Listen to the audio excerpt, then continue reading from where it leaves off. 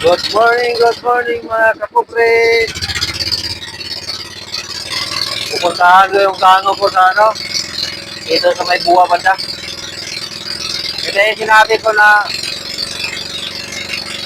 nakuhanan na marami sa taga-buwa. Kasi matagal ko na hindi pinuntahan. Pupuntahan ko, ang problema, hindi ko matuntun kasi may ulan. Hindi ko makita yung bukid, yung palatandaan. Nakalimutan ko kasi puntok ito sa GPS. Maghintay pa ko dito na mamaya na mawala yung ulan. Kung makita yung bukid, matuntun ko na yan. Pero pag ganyan may ulan, makita yung bukid, hindi ko makita yung palatandaan ko. Hindi ko talaga matuntun yan. Punta ako dito para sabihin ko sa yung tao na kasama ko yan. Kasi pag araw-arawin niya po saan yan, wala talaga, hindi magkalaman yan. Yan sinabi ko, 3 araw niya nakuhanan ng marami. Nung unang araw, nung 28 na December, kuhanan niya ng 9 kilos mahigit. Tapos pagka 29, 14 kilos daw mahigit.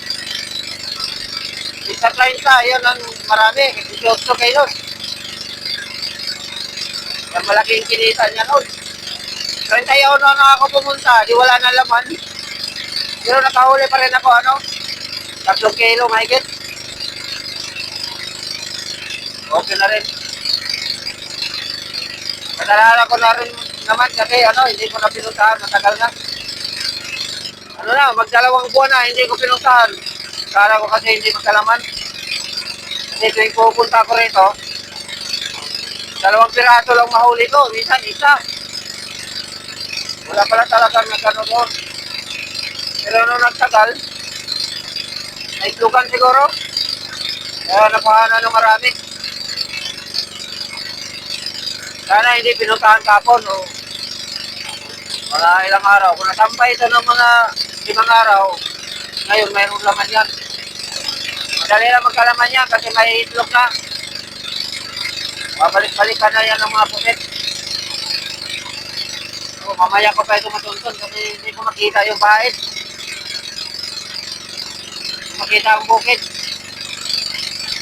Pag nakita ko na yung bukid, ipunbok ko na yan para kahit ganito, maulap. Madiritso ko na yan, matumpok ko yan kasi nakapunbok na sa GPS. Kalimutan ko pala ito ipunbok.